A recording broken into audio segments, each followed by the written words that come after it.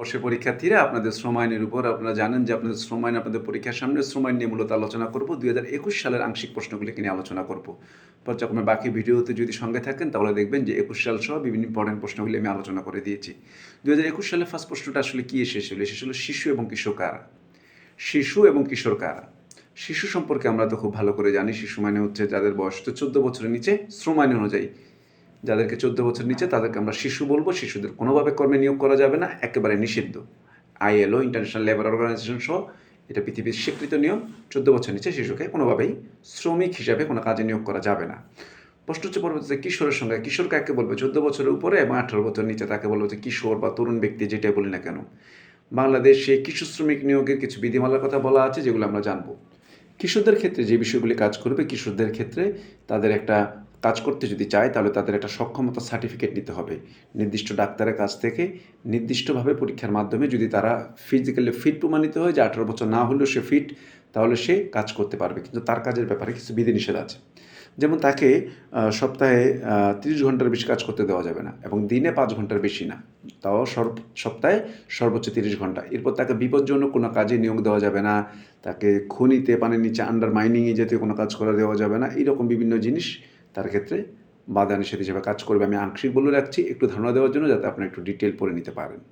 First কোশ্চেনটা এরকম। কিশোরদের রেজুলেশনগুলির মধ্যে এই বিষয়গুলি আছে যেগুলো আপনাদের সহায়তা করবে আপনাদের বিষয়গুলো সলিউশন করার জন্য। নিম্নতম মজুরি বোর্ড কি, এটা যদি আমার ইউটিউবে খুব বেশ ভালো করে ভিডিও দেওয়া আছে, আমরা একটু বলে রাখি। মিনিমাম কতটুকু ওয়েজেস বা মজুরি হবে এটা সংক্রান্ত ব্যাপারে সরকারের একটা বোর্ড আছে, যে বোর্ডের নির্দিষ্ট কয়েকজন সংখ্যক সদস্য আছে যারা মূলত মালিক পক্ষ শ্রমিক পক্ষের সাথে আলাপ আলোচনা করে সিদ্ধান্ত নেবেন যে মিনিমাম কতটুকু স্যালারি অবশ্যই মানে ওয়েজেস কতটুকু হওয়া দরকার। এর জন্য যে বোর্ডটা কাজ করে তাকে বলছে নিম্নতম মজুরি বোর্ড, এবং তারা বিভিন্ন যাচাই বাছাই করে সরকারের কাছে সুপারিশ করলে সরকার ওইভাবে ওইটাকে পাশ করিয়ে দেন এবং ওভাবেই মিনিমাম মূল্য ধরে, মিনিমাম মজুরি ধরে শ্রমিকদের বেতনটাকে সিলেক্ট করা হবে যে শ্রমিকদের বেতনটা কতটুকু হবে। তাহলে ন্যূনতম মজুরি বোর্ডটা এইভাবে কাজ করে থাকে। তারপর বলা হচ্ছে ট্রেড ইউনিয়ন বলতে কী বোঝো। খুব সম্ভব যেভাবে উত্তরটা আমি দিতে চাই সেটার উত্তর হচ্ছে শ্রমিকদের যে সমিতি বা সংঘ তাকে বলা হচ্ছে ট্রেড ইউনিয়ন। ট্রেড মানে ব্যবসা বাণিজ্যের জন্য যে ইউনিয়নটা, যে সমিতিটা করা হয় সেটা হচ্ছে ট্রেড ইউনিয়ন। এটা শ্রমিকদের একটা সমিতি, এটাকে অবশ্যই এটা আবার যৌথ দর কষাকষি একটা প্রতিনিধি একটা আছে, সেটা থেকে আলাদা। যৌথ দর কষাকষি প্রতিনিধি হচ্ছে অনেকগুলি ট্রেড ইউনিয়ন হলে মালিকের সাথে কথা বলবে কারা? একটা তো ট্রেড ইউনিয়ন হলো শ্রমিকদের পক্ষ থেকে কোনো সভাপতি সেক্রেটারি থাকবে, তাদের দাবি দেওয়া নিয়ে তার মালিকের সাথে কথা বলবে। কিন্তু একটা প্রতিষ্ঠানে যদি কয়েকটা হয় তাহলে ওনাদের মধ্যে আবার নির্বাচন করে আবার একটা নির্বাচিত হবে, ওইটাকে বলা হচ্ছে CBA বা যৌথ দর কষাকষি প্রতিনিধি। ওখানকার সভাপতি সেক্রেটারি মালিকদের সাথে বিভিন্ন চাকরি থাকা না থাকা, চাকরির সত্য তথ্য, বিভিন্ন বিষয় নিয়ে দাবি দেওয়া নিয়ে কথা বলবেন, সেখানে শ্রমিকদের প্রতিনিধি হিসেবে তারা কথা বলবেন। তারপর ট্রেড ইউনিয়ন নিবন্ধন প্রক্রিয়াটা কীরকম? আপনাকে নির্দিষ্ট প্রক্রিয়া মোতাবেক আগে প্রথমে একটা মিটিং করতে হবে। আমরা ট্রেড ইউনিয়ন করতে চাই, সদস্যদের নাম ঠিকানা এগুলো পূর্ণাঙ্গ বিবরণ দিতে হবে, কোথায় অফিস নেবেন, কীভাবে অফিস হবে, আপনাদের গঠনতন্ত্র কীভাবে আপনারা চলবেন, কীভাবে মেনটেন করবেন, কীভাবে ইলেকশন দিবেন, এই সংক্রান্ত যাবতীয় তথ্য সেখানে দিবেন। এবং সেই তথ্য দেওয়ার মাধ্যমে আপনি প্রয়োজনীয় তথ্য দেওয়ার পর এটা আপনি যথানিয়মে আবেদন করবেন রেজিস্ট্রার অফ ট্রেড ইউনিয়ন। তখন আপনাকে যাচাই বাছাই করে এটাকে নিবন্ধন আপনাকে দিবেন। নিবন্ধন দিলে তখন এটা রেজিস্টার্ড হয়ে গেলে এখন এটা কাজ করতে পারবে।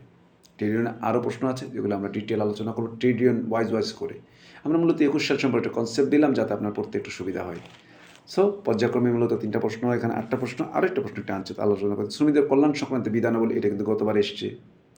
কল্যাণ মানে হচ্ছে বিভিন্ন ধরনের সুযোগ সুবিধা দেওয়া, আলো বাতাস পানি, ধুলাবালি ধোঁয়া এগুলি মুক্ত রাখা, পর্যাপ্ত পরিমাণ ওয়াশরুমের ব্যবস্থা রাখা, তারপর হচ্ছে খাবার পানীয়র ব্যবস্থা রাখা, তারপর হচ্ছে তাপমাত্রা সহনীয় পর্যায়ে রাখা, কল্যাণের জন্য যেরকম তাদেরকে রেস্ট নেওয়ার জন্য ব্যবস্থা রাখা, এগুলিকে বলা হচ্ছে কল্যাণ। এটা যদি এই প্রশ্নটা এসছে, পরপর 2 বছর এসছে, না আসার সম্ভাবনা আমরা আশঙ্কা করছি এটা 3য়বার রিপোর্ট হবে না।